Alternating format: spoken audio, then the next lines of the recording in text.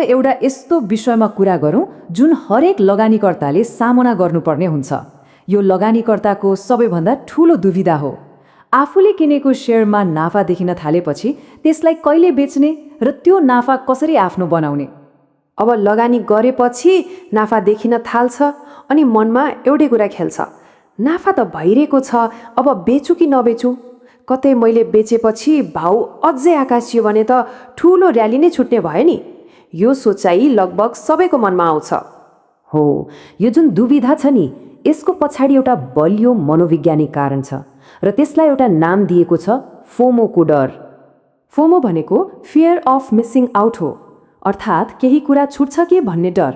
लगानीको संसारमा यसको अर्थ हुन्छ आफूले शेयर बेचेपछि त्यसको भाउ अझै ह्वात्तै बढ्छ कि भन्ने चिन्ता। यो यस्तो शक्तिशाली भावना हो जसले हाम्रो निर्णय प्रक्रियालाई नै असर गर्न सक्छ। तर एउटा वास्तविकता के बुझ्नुपर्छ भने बजारको हरेक ठूलो चाल कसैले पनि समात्न सक्दैन। कोही पनि यस्तो छैन जसले बजारको सबैभन्दा तल्लो बिन्दुमा किनेर सबैभन्दा माथिल्लो बिन्दुमा बेच्न सकोस्। यो लगभग असम्भव छ। त्यसो भए सफल लगानी भनेको के हो त?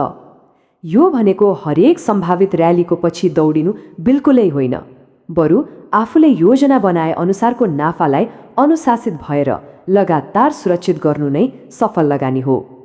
ठिक छ, यो फोमोको डरबाट बच्ने उपाय के त? यसको एउटा एकदमै व्यावहारिक र सन्तुलित रणनीति छ जसलाई भनिन्छ आंशिक नाफा रणनीति वा द पार्शियल प्रॉफिट स्ट्र्याटेजी। हेर्नुहोस्, अक्सर लगानीकर्ताहरू दुईवटा कुरामा अल्झिन्छन्, कि त सबै बेच्ने कि त केही पनि नबेच्ने। अब सबै बेच्दा भविष्यमा अझै बढ्छ कि भन्ने डर लाग्छ, केही पनि नबेच्दा कमाएको नाफा पनि गुम्छ कि भन्ने जोखिम हुन्छ। तर आंशिक बिक्रीले यसको बीचको बाटो दिन्छ, जहाँ केही नाफा पक्का गरिन्छ र बाँकीलाई अझै बढ्नको लागि छोडिन्छ। ल, यसलाई एउटा उदाहरणबाट बुझौँ न। मानौ कुनै शेयर 400 रुपियाँमा किनिएको थियो, अहिले त्यसको बजार भाउ 480 रुपियाँ पुग्यो, मतलब 20% नाफा भयो। अब के गर्ने? यो रणनीति अनुसार आफूसँग भएको शेयरको 50% बेच्ने र बाँकी रहेको 50% शेयरको लागि 450 रुपियाँमा स्टप लस राख्ने। यसो गर्दा के हुन्छ त? फाइदा दुईतर्फी हुन्छ। यदि शेयरको भाउ अझै माथि गयो भने बाँकी रहेको शेयरले त्यो र्यालीको फाइदा दिन्छ, र यदि दुर्भाग्यवश भाउ घट्न थाल्यो भने पनि पहिले नै बुक गरिसकेको नाफा त सुरक्षित भइसकेको हुन्छ।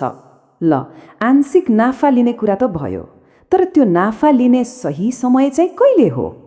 यसका लागि बजारले दिने केही सङ्केतहरूलाई बुझ्न जरुरी छ। बजारले प्राय तेजी कमजोर हुँदैछ भन्ने केही सङ्केतहरू दिन्छ। जस्तै जब शेयरको भाउले पहिलेको टुप्पोलाई उछिनेर नयाँ टुप्पो बनाउन छोड्छ, जसलाई हायर हाइज बनाउन छोड्नु भनिन्छ। त्यस्तै जब कारोबारको मात्रा अर्थात् भोल्युम घट्न थाल्छ, वा जब मूल्य एउटा यस्तो स्तरमा पुग्छ जहाँबाट पहिले पनि पटक पटक तल झरेको थियो, जसलाई मेजर रेजिस्टेन्स लेभल भनिन्छ। यस्ता सङ्केत देखिँदा नाफा बुक गर्ने बारे सोच्नु राम्रो हुन्छ। अहिलेसम्म हामीले जुन कुरा गर्यौँ त्यो अलि छोटो अवधिका ट्रेडरहरूको लागि बढी सान्दर्भिक थियो, तर दीर्घकालीन लगानीकर्ताले के गर्ने त? उनीहरूको लागि नियमहरू अलि फरक हुन्छन्। हो, लामो समयको लागि होल्ड गरेको शेयर छ भने नाफा कहिले बुक गर्ने? उनीहरूको लागि त शेयर बेच्ने आधार नै फरक हुन्छ, होइन त?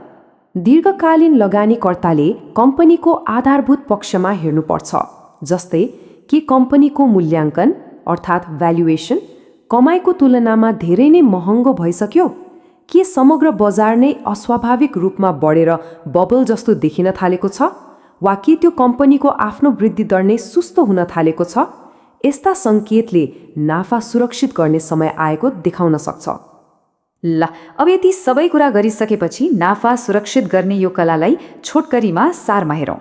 एउटा कुरा सधैँ याद राख्नुपर्छ, बजारमा दुईवटा भावनाले सबैभन्दा धेरै डुबाउँछ। एउटा हो लोभ र अर्को हो डर। यही अझै बढ्छ कि भन्ने लोभ र कतै छुट्छ कि भन्ने डरले गर्दा नै लगानीकर्ताले कमाएको नाफा पनि गुमाउन पुग्छन्। त्यसो भए अनुशासित भएर बेच्नको लागि यो चेकलिस्टलाई ध्यानमा राखौँ। पहिलो, कुनै पनि शेयर किन्नु अघि नै कतिमा बेच्ने टार्गेट र कति घाटामा निस्कने स्टप लस भनेर तय गर्ने। दोस्रो, आंशिक नाफा लिने रणनीति अपनाउने। तेस्रो, बाँकी शेयरको नाफा जोगाउन ट्रेलिङ स्टपको प्रयोग गर्ने, जसले भाउ माथि जाँदा स्टप लसलाई पनि माथि सार्दै लैजान्छ। र चौथो, कति जोखिम लिएर कति नाफाको आशा गरिएको हो त्यो रिस्क रिवार्ड रेसियोबारे सधैँ स्पष्ट हुने। र अन्तमा यो भनाइलाई मनमा राखौ जसले नाफा बुकिङको पुरै दर्शनलाई समेट्छ। नाफा गुमाएर पछुताउनु भन्दा नाफा लिएर पछुताउनु सधैँ राम्रो हो, किनभने बजारमा अवसरहरू फेरि आउँछन् तर गुमेको नाफा फर्काउन निकै गाह्रो हुन सक्छ।